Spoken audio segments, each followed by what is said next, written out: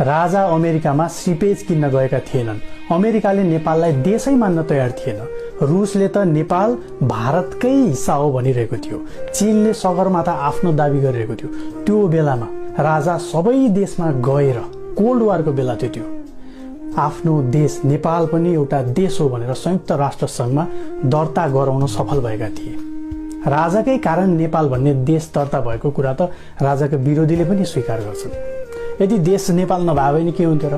भारतमा मिसेको भए रेल चढ्न पाइन्थ्यो भन्ने किसिमको मदन राई टाइपको सोच छ भने त केही पनि भन्नु परेन। होइन भने भारतको दोस्रो दर्जाको नागरिक हुनु परेन। जसरी कश्मीरमा आगो बलिरहेको छ, जसरी मणिपुरमा चाहिँ विध्वंस भइरहेको छ, त्यो हामीले खेप्नु परेन भन्ने किसिमको गर्व लाग्छ भने राजा महेन्द्रले यतिको गुण चाहिँ हामी नेपालीलाई लगाएकै हुन्। यो कुरा विकट गाउँहरूमा झाडा पखालाले मान्छे मर्थे, एकदमै गाह्रो थियो भन्ने कुरा। तराईमा औलोले मान्छे मर्थ्यो, अमेरिकाबाट सहयोग ल्याएर त्यो औलो निवारण गरेर तराईमा बस्ती बसाएका पनि राजाले नै हुन्। राजालाई पनि यो कुरा थाहा थियो आफ्ना देशका जनता कसरी मरिरहेका छन् भन्ने कुरा। राजा महेन्द्रले चीनसँग बाटो खोल्दाखेरि भारत रिसाएको थियो। तपाईहरु जसको हली भएर बस्नु भएको छ नि, ती सबै नेताहरू तात्तेका थिए महेन्द्रदेखि। अमेरिकाले स्पष्टीकरण सोधेको थियो माओको देशसँग किन बाटो खोलेको भनेर। त्यतिखेर साम्यवाद मोटर चढेर आउँदैन भनेर राजाले अमेरिकालाई जवाफ दिएका थिए र हट गरेर त्यो बाटो खोलेको थियो। अहिलेको नेताहरूले त्यस्तो गर्न सक्दैन। त्यति जस चाहिँ उनलाई दिनुपर्छ। बाटो खोल्ने सवालमा छ नि, राजाले जति बाटो खोले त्यही बाटोमा अहिले मोटर गुडेको हो के। अलि ठुलो बनाइ होला ऋण ल्याइलाई, तर सबै पूर्वाधार चाहिँ राजाकै पालामा बनेको हो।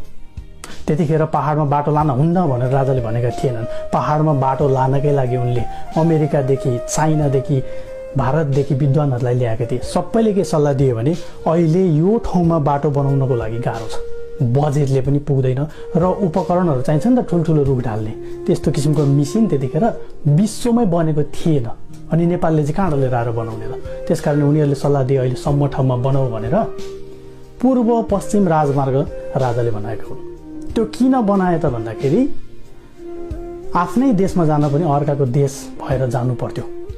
तराईमा औलो थियो, त्यो औलो निवारण गरेर तराईमा बस्ती बसाउने काम पनि राजाले गरे र सबै नेपालीहरू एक ठाउँमा ल्याउने काम गरे। पूर्व पश्चिम राजमार्ग त्यो हिसाबले बनाए।